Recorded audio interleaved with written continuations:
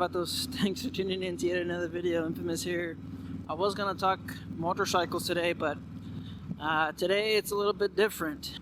I was called an ist today by another person, by a customer.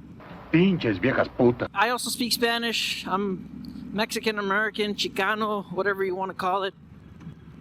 So I'm bilingual. I speak English and Spanish. I can also write it. You know, my first language is actually Spanish. So anyways, I got called an ist from a Salvadorian, a lady that also speaks Spanish, not necessarily Mexican, but Salvadorian. She was filling out some forms. The forms need to be in English, but I was going to translate them anyway. She wrote them in Spanish.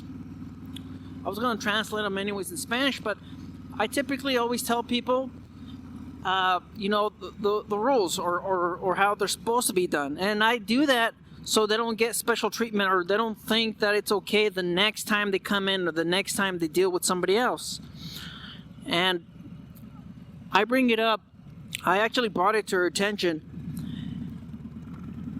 And I told her, you know what, these forms are supposed to be in English. I told her in Spanish. And that's when she called me a ist. And I was just kind of taken back, and I didn't get the chance to explain to her. It really got me upset that, you know, that she would call me that.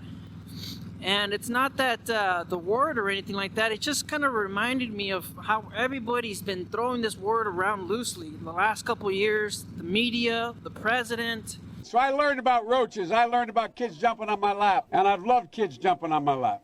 Congress, just everybody's been throwing this word around loosely. They've desensitized this word. They've nullified its meaning. It's pretty much, if you don't see it the way I do, or if you don't follow the narrative, then you're an ist or an ism or whatever. That's what got me more upset about anything else. It just reminded me of what I see on the news, what I've been hearing the last 6 years, 4 years. It's just that people don't take the word as serious as it used to be. Growing up, when I was growing up, man, you didn't really hear these words. You know, the words that you hear now. What? Bro, what are you talking about, man? From my upbringing, that word it's a very powerful word, along with, you know, hate and some other words that YouTube doesn't like. YouTube doesn't like people using or mentioning other YouTubers, so I'm not going to say all the other stuff. That's why I stopped. I digress. Like I mentioned, I typically always mention it needs to be filled out in English just to prevent further issues. Maybe I'm not there. I'm the only one that speaks the language, so maybe I'm not there or I'm off a certain day.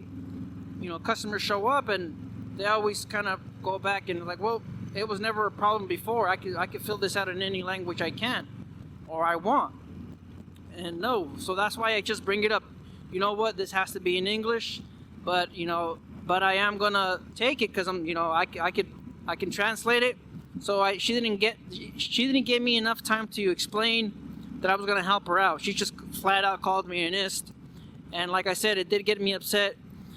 And not for the reason that you would think, but mainly just because of what's been going on in the media. And I hate the false media. I hate it. They're pushing a narrative. They're completely biased when they're not supposed to be, and when they say they're not, but they are. I don't want to get started with that. So, anyways, it got me going, and I responded to that. Kind of like, oh really, I'm the ist. You're calling me an ist. And I'm talking to her in Spanish. She's like, yes. And I told her, you know what? You can't expect people to read and speak your language when you're here in the United States. Not everybody is an ist. Because my coworkers, they can't speak it or write it.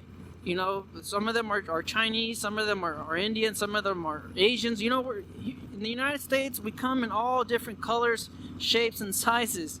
Everybody's different. Not everybody's bilingual. Not everybody.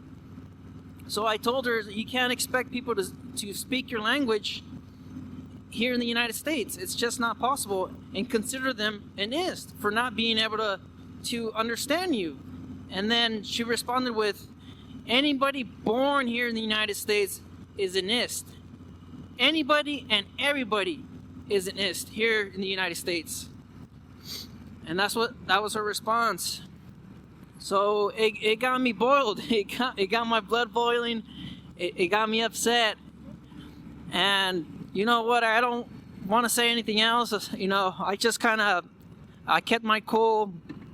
I didn't mention those words anymore. I just told her to have a good day and you know, just wished her the best. I'm not sure if I'm going to see her again, but you know, I don't really know what else to say. It's just that I really blame the media for everything that they've done. You hear news anchors suggesting terrible things done to Americans just because they don't have the right type of thinking. You know, it's absolutely insane the way a lot of people see one another, and that's just mainly because all the labels that are being placed on Americans.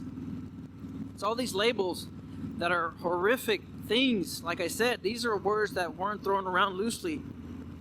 And to be using those words to label people, you just dehumanize one another.